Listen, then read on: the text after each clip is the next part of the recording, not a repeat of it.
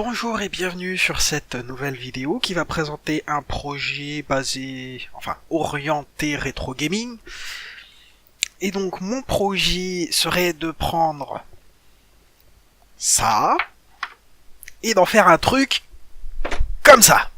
Donc on part d'une manette Mega Drive pour en faire un stick arcade pour jouer sur une Mega Drive. Donc déjà la première chose à constater, à vérifier, c'est les contraintes physiques. Donc les contraintes physiques, ça va déjà être la boîte extérieure. Donc on voit que comme je veux m'orienter vers un beau boîtier qui ressemble à ça, à peu près de cette taille-là, avec les mêmes boutons, le même joystick, on voit que pour faire rentrer ça là-dedans, il n'y aura pas de problème. Par contre, il y a un problème à ce niveau-là. Comme là on le voit, je sais pas si on va bien le voir.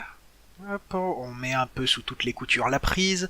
Donc ça c'est ce qu'on appelle une prise sub D9. Il me semble que j'ai vu DB9 aussi. C'est utilisé notamment par les vieux comme moi qui ont connu le port série. Alors le port série en électronique est plus connu aussi avec le protocole RS232. Donc c'est une sacrée embrouille pour arriver à trouver le nom de cette prise-là, Sub D9. Parce que ça ressemble énormément aux prises VGA, et il y a dans le Sub D, il n'y a pas que le 9, ça peut monter jusqu'au 72, d'après ce que j'ai lu sur la documentation de ce type de prise. Voilà. Donc ça, je sais que je peux en trouver sur le marché, et je connais le nom, donc ça devrait être pas trop compliqué d'en trouver. Il n'y a pas besoin que ce soit exactement ça. Voilà. Ah oui, une autre contrainte, c'est que je ne veux pas détruire cette manette. Du coup, ça veut dire que... dans les projets habituels, ce qui se passe, c'est qu'on démonte la manette, on récupère la carte électronique qu'il y a là-dedans, on la met dans un gros boîtier, on raccorde les boutons, et basta. Sauf que c'est pas ce que je veux faire. C'est pas intéressant. Parce qu'il y a juste un peu de soudure, on coupe ça, on relie les fils, et hop là, c'est magique, c'est gagné. Non, ce que je veux, c'est que mon beau joystick, là, arcade, en fait, il me serve pas que pour une seule console non plus. Dans les plans à long terme, on va pas se contenter uniquement de la Mega Drive. On pourra faire de la Mega Drive, de la Saturn, désolé téléphone. Donc je disais, pas uniquement de la Mega Drive, de la Saturn. Bon, c'est les premières consoles que je vais faire parce que c'est celles que j'ai sous la main.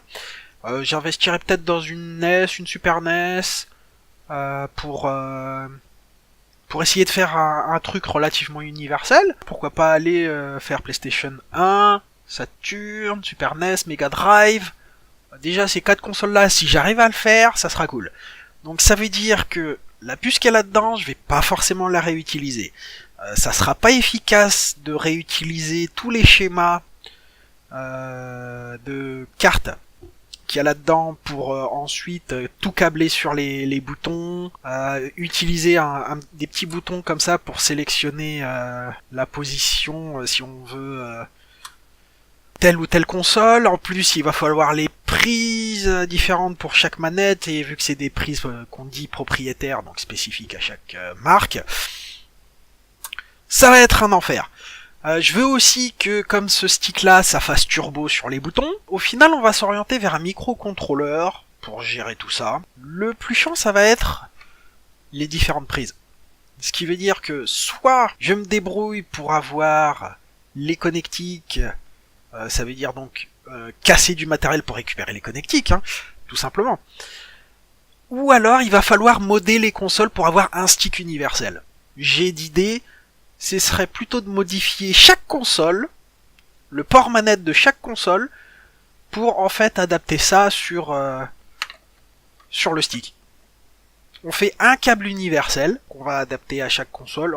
À mon avis, tout ce qui va changer, c'est comment ça va être géré d'un point de vue logiciel par le microcontrôleur. Voilà. Donc là, j'ai fait la description de mon projet. On va déjà faire la Mega Drive. Si ensuite j'arrive à ajouter la Saturn, ça sera bien. Voilà. Donc, qu'est-ce qu'il reste à faire? Étudier le fonctionnement de ça. Allez, on est parti.